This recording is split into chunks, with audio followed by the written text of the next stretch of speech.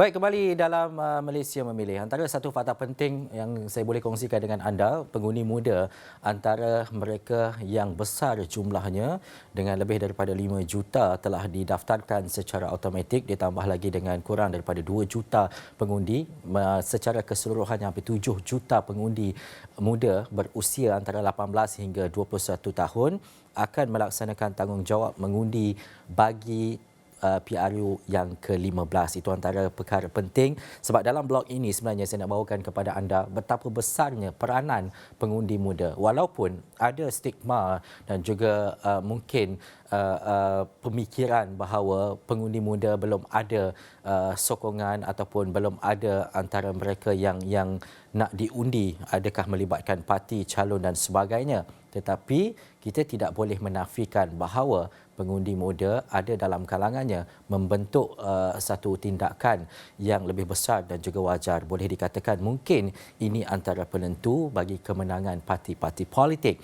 Tetapi untuk waktu ini saya nak kongsikan dengan anda ini data penting. Kalau kita melihat kepada geografinya, antara negeri yang mempunyai pengundi muda tertinggi bagi PRU yang ke-15. Ini adalah jumlahnya. Kita mengambil anggaran usia di antara 18 hingga 39 tahun.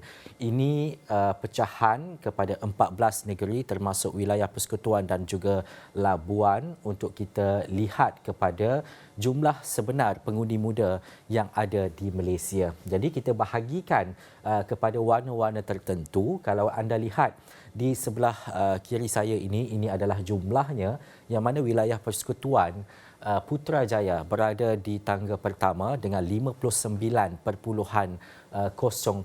diikuti Terengganu dan juga Kelantan. Tetapi secara realistiknya mungkin ada dalam kalangan kita bertanya, kenapa mungkin wilayah persekutuan Putrajaya mempunyai jumlah pengundi yang muda yang tinggi? Antara faktor-faktor penting adalah wilayah persekutuan Putrajaya merupakan sebuah bandar pentadbiran. Jadi wajarlah ketika ini apabila ramai anak-anak muda dan juga pengundi-pengundi muda berada di sana mengembangkan kerjaya mereka, mungkin diserap ke jawatan-jawatan tertentu dan sebagainya, kerana di Putrajaya tempat tumpuan pekerjaan dalam kalangan anak muda ketika ini. Dan di Terengganu dan juga Kelantan dengan 56.8%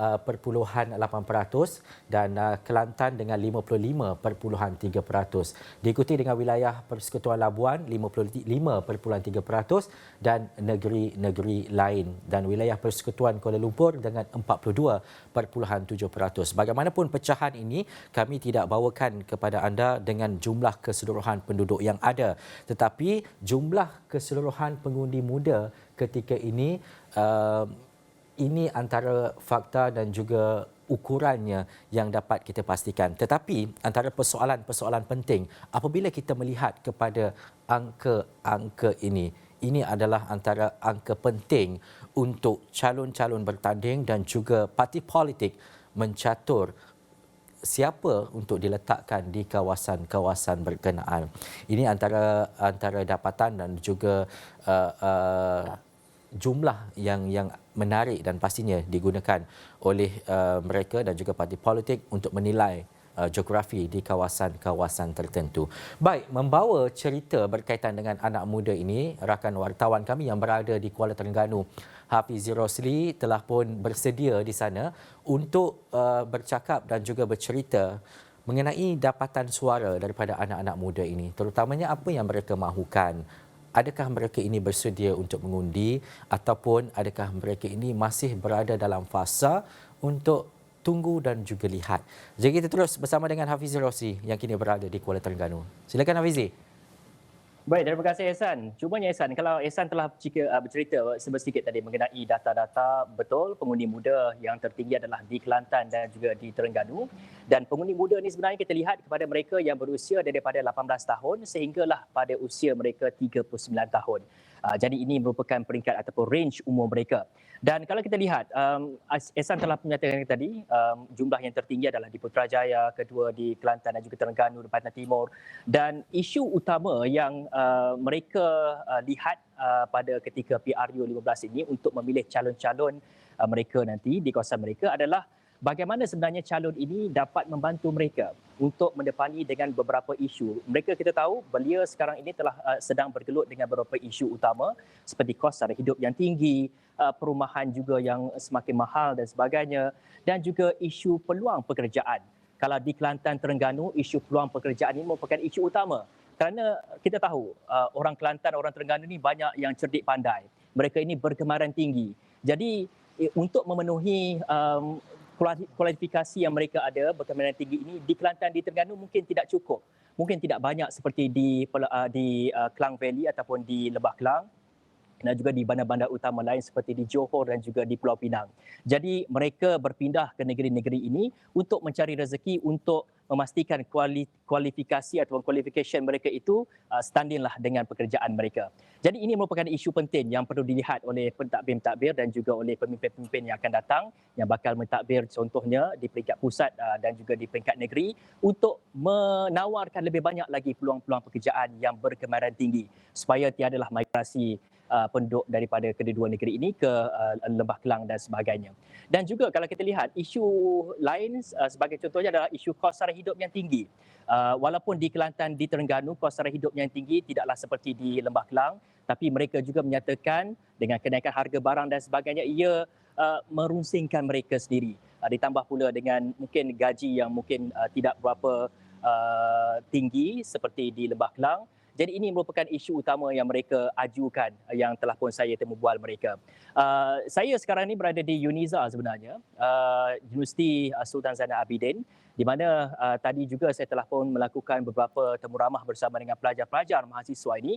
Mereka juga mempunyai isu yang sama, melihat kepada apakah jangkaan ataupun apakah mungkin masa hadapan mereka ini akan dijamin ataupun tidak, terutamanya untuk mendapatkan peluang pekerjaan dan juga untuk mereka bergerak ataupun berhijrah daripada dunia study ataupun dunia pembelajaran mereka kepada dunia pekerjaan. Jadi ini isu-isu yang diutarakan oleh mereka. Mungkin kita dapat dengarkan sedikit. Dari segi pandangan saya, penglibatan belia ataupun mahasiswa itu sendiri dalam mengubal polisi dan dasar negara adalah sangat penting kerana pada saya, golongan belia ini adalah patut diberi peluang kerana mereka inilah bakal menjadi pemimpin ataupun tapuk kepimpinan pada suatu hari nanti, dan peluang inilah yang sepatutnya kerajaan memberikan dasar-dasar ataupun peluang-peluang seperti membuat pelbagai program, membuat pelbagai inisiatif kerajaan untuk melibatkan lagi golongan mahasiswa khususnya untuk menggubal dan dasar politik dalam negara. Saya mengakui apabila seorang pelajar itu habis sahaja bergraduasi, pasti masalah pengangguran adalah masalah pertama yang mereka akan hadapi. Dengan itu, saya berharap agar kerajaan akan datang untuk mengekalkan inisiatif MyStep dan menambah baik supaya pelajar yang bergraduasi dapat menambah baik kemahiran dan pengalaman mereka supaya mereka boleh membawa dan tidak terkejut apabila masuk ke alam pekerjaan. So saya berharaplah kepada pemimpin yang akan datang maupun kerajaan yang baru yang akan memimpin negara kita untuk cakna dengan keadaan sekeliling, terutamanya kami graduan yang lepasan graduan yang baru untuk mungkin dengan cara memberi bantuan ataupun menyediakan inisiatif-inisiatif yang lebih meluas kepada kami supaya kami boleh survive dalam dunia alam dewasa yang akan datang. Baik Ehsan, itu antara suara-suara daripada mahasiswa yang juga mereka merupakan belia dan mereka juga merupakan pengundi pertama kali dalam PRU ke-15 ini. Besar harapan mereka. Seperti tadi ada salah seorang daripada mereka tadi menyatakan penlibatan anak muda dalam membuat polisi ataupun membuat dasar ini sangat penting kerana penlibatan mereka ini dapat memahami sendiri apakah suara anak muda dan juga apakah keperluan anak muda pada masa kini supaya kerajaan dapat membentuk satu dasar, satu polisi yang baik yang menyeluruh untuk ataupun dapat diamati ataupun dapat yang secara baiklah dasar dan juga polisi yang sangat baik sebenarnya Ehsan. Dan juga Hafizi, bila kita bercakap berkaitan dengan kuasa anak muda dan sebagainya, Hafizi berada di Institut Pengajian Tinggi Awam khususnya, melihat kepada mungkin kehendak dan juga apa yang mereka harapkan itu berbeza mengikut geografi dan sebagainya.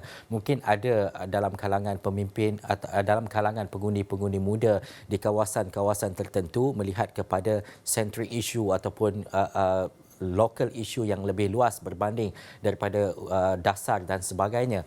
Bagaimana selepas ini Hafizi membuat liputan terutamanya untuk meneliti dan juga menilai suara anak muda ini bukan saja dalam dimensi mereka yang berada di IPTA tetapi di luar skop itu mungkin mereka yang berada di kawasan-kawasan tertentu contohnya. Ya, kalau kita lihat di Terengganu ni banyak isu-isu yang belum lagi diselesaikan walaupun telah pun berkurun lama. Sebagai contohnya isu air, nanti saya akan bawakan kupasannya mengenai isu air. Ada difahamkan ada rumah ataupun ada beberapa rumah di Besut masih lagi belum mendapatkan bekalan air. Mereka terpaksa menggali telaga untuk mendapatkan bekalan air harian mereka. Itu nanti saya akan kupaskan dalam laporan-laporan saya seterusnya. Namun isu alam sekitar ini paling penting sekali di Kelantan dan juga di Terengganu. Kita tahu setiap tahun Kelantan dan juga Terengganu dan juga ataupun di pesisir pantai di pantai timur ini akan berdepan dengan isu monsun timur laut ataupun musim tengkujuh. Kerisauan mereka adalah mengenai banjir. Jadi sebagai acara tahunan bagi mereka terpaksa berdepan dengan banjir. Kita tahu apabila banjir banyak kerusakan-kerusakan dan juga banyak trauma juga dan yang paling tragik sekali ada yang ataupun pernah dilaporkan terkorban dan sebagainya. Jadi perkara sebegini mereka mahukan penyelesaian. Itu harapan mereka kepada pemimpin-pemimpin akan datang. Bagaimana langkah mitigasi untuk kita mengurangkan risiko. Setidaknya mengurangkan risiko. Nak mengelakkan banjir itu tidak. Tapi sekurangnya mengurangkan risiko untuk bencana yang lebih besar melanda rumah mereka dan juga keluarga mereka sendiri, Ehsan. Dan juga Hafizi mungkin kurang daripada 1 minit ini, selepas ini kita tahu banyak perkara-perkara yang Hafizi lakukan daripada pagi tadi nak kumpul tenaga ataupun kurang ke tenaga pergi gym dulu. Selepas tu buat tugasan dan sebagainya. Malam mungkin ada ceramah. Selepas ini apa lagi antara fokus dan juga tumpuan Hafizi di Terengganu dan juga Kelantan ini? Ya, pastinya fokus saya selepas ini saya akan lihat juga kepada isu nelayan sebagai contohnya. Kita tahu pantai timur ini majoritinya adalah mereka ni adalah nelayan-nelayan yang menyumbangkan makanan protein kita ke seluruh Malaysia. Jadi isu nelayan juga saya akan kupaskan selepas ini. Kita nak lihat apakah masalah mereka dan juga apa yang mereka mahu kepada pemimpin akan datang untuk menjaga kebajikan mereka. Itu antara isu-isu lain yang akan saya kupaskan dalam liputan saya selama 1 bulan di negeri Terengganu dan juga di negeri Kelantan bagi PRU ke-15 ini. Nasi dagang dah makan Hafizi? Sudah, sangat sudah. Okey. Baik, itu antara laporan kami Hafizi Rosli yang kini berada di Kuala Terengganu. Tetapi sedikit saja sebelum saya berakhir, kalau anda dapat saksikan di atas ini adalah jumlah penting ataupun nombor penting untuk anda ketahui. 18 ke 39 tahun itu dikategorikan sebagai pengundi-pengundi muda. Jadi buka IC balik, tengok tahun bila lahir. Kalau kurang daripada 39 tahun, anda dikategorikan sebagai pengundi muda di Malaysia. Tetapi undi 18, mereka yang berusia di antara 18 hingga 21 tahun. Itu antara perkara penting untuk kita ketahui. Terima kasih kepada anda yang menonton Malaysia Memilih. Pastinya perjalanan kita untuk ke hari mengundi nanti sangat penting. Semuanya terletak di tangan anda. Sekian dulu Malaysia Memilih. Saya Ehsan Haya. Assalamualaikum dan jumpa lagi.